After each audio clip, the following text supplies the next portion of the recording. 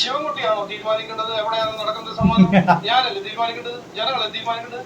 കുറച്ച് വെയിറ്റ് ചെയ്യൂ, ഞാൻ പറയാം, ഞാൻ തീരുമാനിക്കാം എവിടെയാണ് സംവാദം, എപ്പോഴാണ്, ഏത് സമയം, ഏത് ഡേറ്റ് ഞാൻ തീരുമാനിച്ചിട്ട് അദ്ദേഹത്തോട് പറയാം. അദ്ദേഹം അല്ല തീരുമാനിക്കേണ്ടത്. എങ്ങനെയുണ്ട്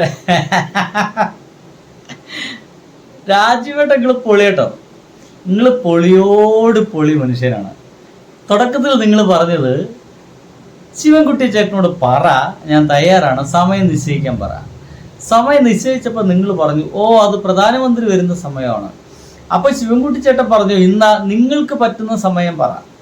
അപ്പോൾ ഇയാൾ പറഞ്ഞു ഓ സംവാദത്തിലൊന്നും കളയാൻ സമയമില്ല എന്ന് പറഞ്ഞു.